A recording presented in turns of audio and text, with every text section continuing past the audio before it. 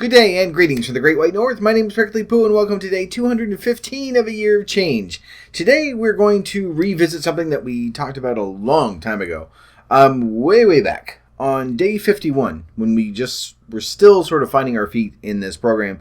We talked about the sugar tax. And sometimes the timing is right for stuff, sometimes it isn't, but today it seems to be that where we're sort of wrapping up the end of our focus on sugar, that this should sort of come up again.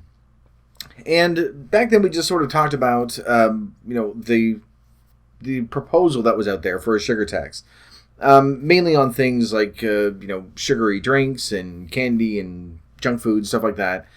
And this has sort of come up again because, depending on when you're watching this again, I always assume that this is somewhat current, but you could be watching this 2 years away. So recently, in the past few weeks, this more, I suppose, recent recommendation came out again for a sugar tax in the UK. And there was some controversy there because people were holding back on the report. They're saying, no, we know what's in it, but I'm not allowed to talk about it, which got everybody all up in arms and panicky and freaky outy and all the other shit.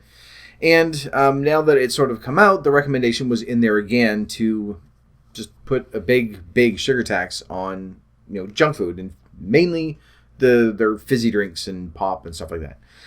So of course everyone is all up in arms once again, and there's two sides to the argument. There's one that is saying don't tax us on things that we should have the right to buy, which you kind of have to agree with. Saying, well, there isn't a tax on this and this and this and this, but there's taxes on this and this and this and this. It's not fair. We should be allowed to eat what we want. Let us do our own thing. We're adults.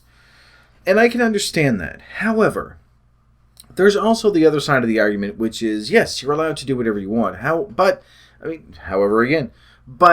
the obesity epidemic, for lack of a better term, that's sort of flowing through every Western society right now, this is part of it. This isn't going to cure it, obviously. They do have a sugar tax in Mexico, and they did see that there was a drop in the amount of obesity. There was like a 6% drop in the amount of drinks that were being bought. And they do really focus on a lot of like soda pop, stuff like that.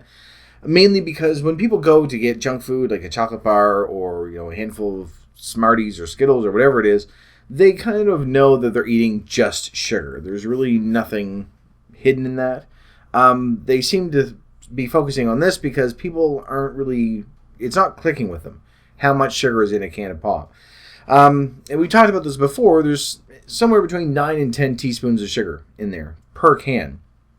And you just don't seem to think that because it seems like there would be much more to it rather than just sugar, water, and color. So, and carbonation. Here we go. So they've sort of revisited this. And as I say, on one hand, there is that argument that we should be allowed to do whatever we want. And I do agree with that. I am pretty much across the board the kind of person that's, this is your decision. This doesn't affect me in any way. Go do your thing. However, when you look at the cost of healthcare that we're still paying, the amount of obesity-related issues that are, we've talked about this before as well. In the U.S. alone, it's something like $300 billion a year or something. That is linked to obesity, and about 190 billion a year that is actually directly caused by obesity, that they can point to it and say, this is why you're in the hospital. And when you sort of take that into account, that is a huge strain on the tax, or on the taxpayers, I should say. So adding a little bit extra in there to sort of offset that, I don't think is unfair. And the fact that they're sort of focusing on junk food, personally, I think that they could spread it across all junk food. And if I'm going to buy it, you're still going to pay for it. If you're to that point where you're going, no, I'm going to go and I'm going to get a drink of pop.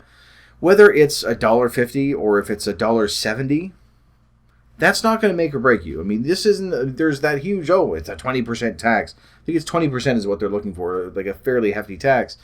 So 20% of $1.50 would be $1.80. Sorry.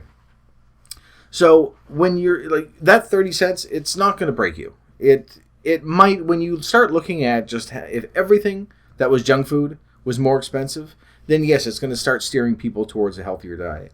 And I know that there is that sort of Big Brother-esque attitude towards it that's saying, well, now you're telling me what I can and can't eat.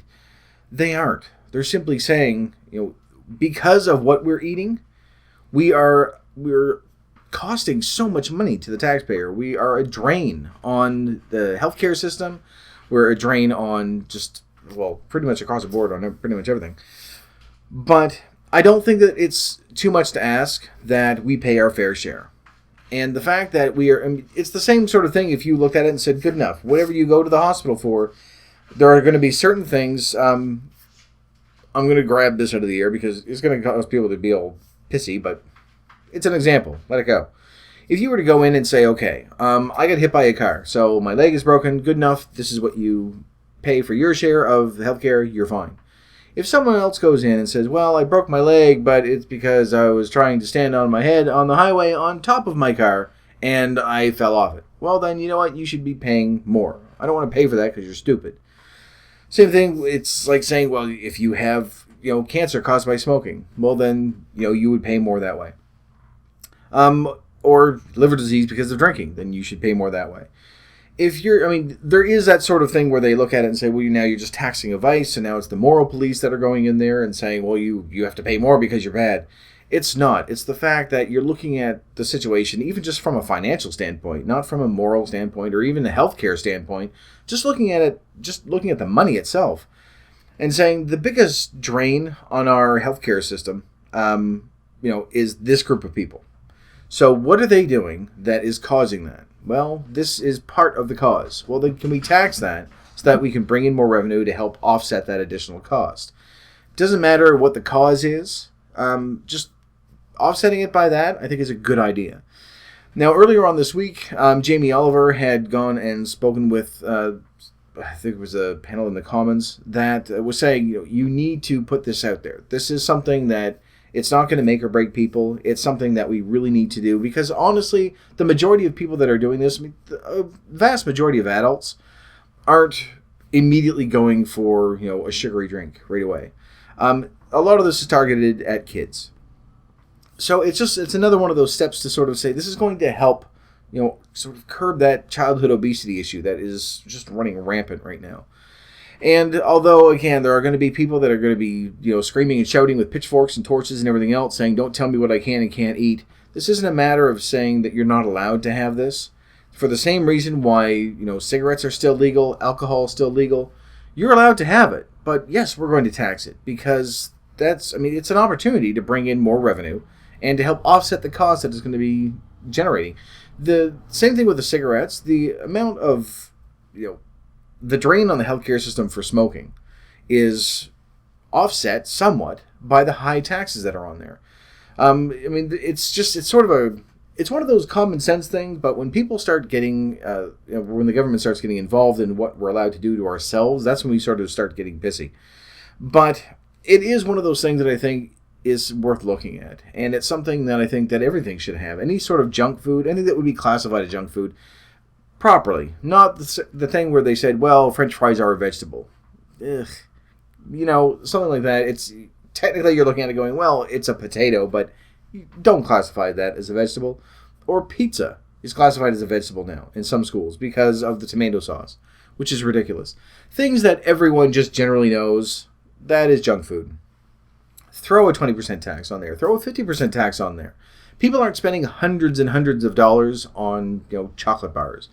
Actually, you know what? That's not fair because there are some people that the vast majority of the food, and this is part of the problem as well, the vast majority of food that's out there that you'll find on sale or that is really, really cheap is just really bad for us. The food that in general is healthier for us, especially not talking about going into the organic section of the store where everything is 5 times as much and is pretty much the same as all the other shit that you can buy in the store. Just in general, the junk food is just so cheap because there's nothing to it. You go, good enough. We're going to put in sugar, fat, and grease, everything, all the good stuff, and just throw it in a bin and mix everything all up, and then splorch it out. And it tastes great. This is why we are the way that we are. They know how to appeal to us. They put in lots of sugar, lots of fat, and it's awesome. But the thing is, because it's so cheap to manufacture, it's really, really cheap to sell. And it's not that the vegetables and healthy foods and everything else are super, super expensive. It's just in comparison to this, then yes, they're much, much cheaper. It's much easier to go and, I mean, you can get an entire meal for $10 at McDonald's. I mean, you can do the same thing at the grocery store. It's going to be much, much better for you, but you've got to cook it yourself. So that's why people go, yeah. So just grabbing McDonald's with you and not picking on them. I don't know why I get so defensive about stuff like that. When I'm going, it's okay, I'm not picking on the... Fuck it. You know what? No, we know the fast food's bad for us.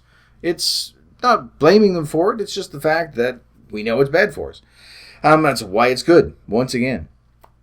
So, if they were to add in a tax, and I mean, everything's sort of up in the air at this point. Prime Minister there just flat out said no to start with.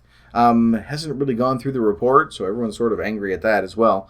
But I think it's one of those things that is... I keep saying one of those things, don't I? I don't know why. You get these little things. It's one of those things. I keep getting these little sayings that I'll just latch onto throughout a video. Sorry.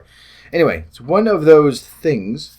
The sugar tax is something that I think is not going to make or break families. It's not going to make it so that the food is, it's no longer affordable for them.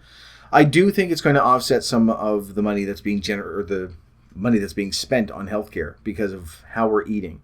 And just like anything else, I think it's fair that we pay our fair share. Yeah, that makes sense, sort of. And I mean, this is sort of pretty much the same conversation that we had way, way back, 150 days ago. But it's something that's worth revisiting, and especially where we're sort of wrapping up our week on sugar. It's something that really we should be, every country should be looking at. And not because it's a vice and not because they're trying to tell you what you can and can't eat. It's just simple numbers.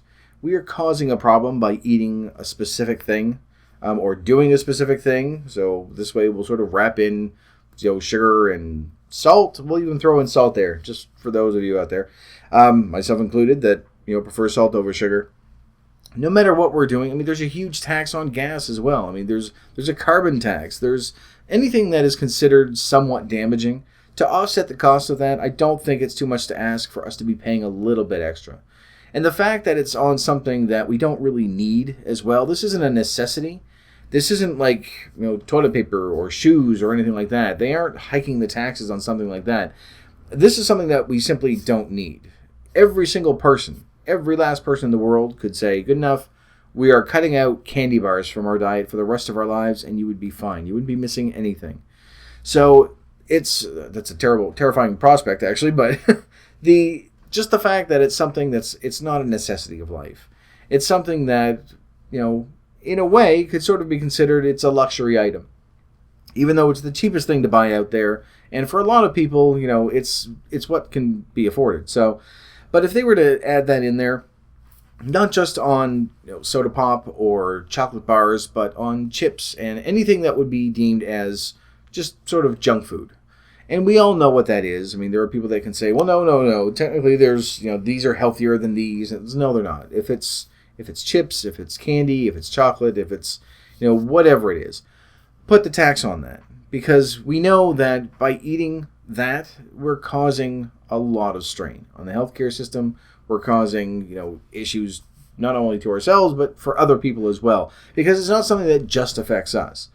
I mean, we have to deal with the obesity, we have to deal with, the psychological issues, the emotional issues, and all the physical issues and everything else, but it does affect other people. And I don't think it's too much to ask that we pay a little bit extra. And it's one of those things that it's something that I don't understand why there's such a huge pushback. I mean, I understand there's the sugar lobbyists are putting in a huge pushback on it because sugar is just in absolutely everything.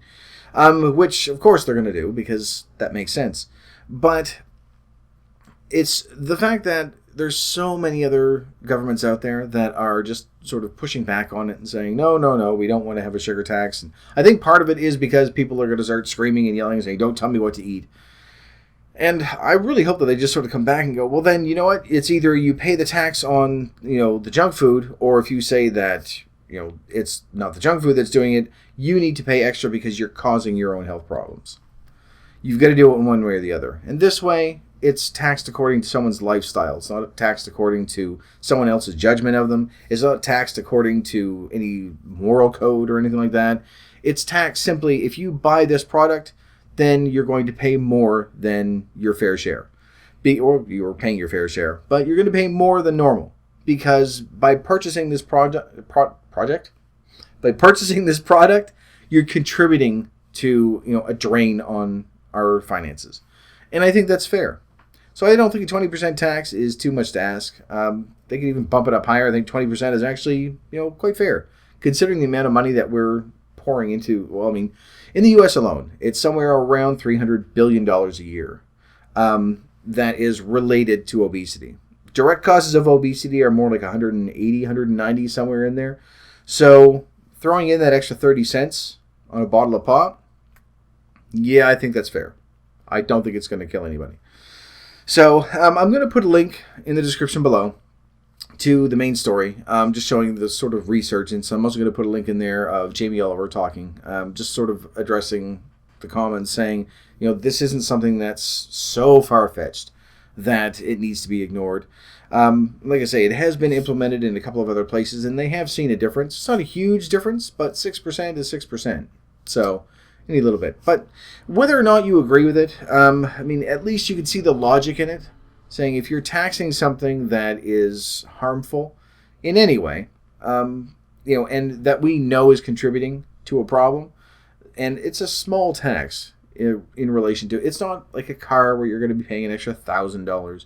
It's something that is going to be usually less than $1 when you buy it, with that additional tax. But if that can go towards something that's going to help healthcare and sort of help curb this obesity problem that everyone seems to have in Western society, and especially kids, then I think it's well worth it. I don't mind paying a little bit extra.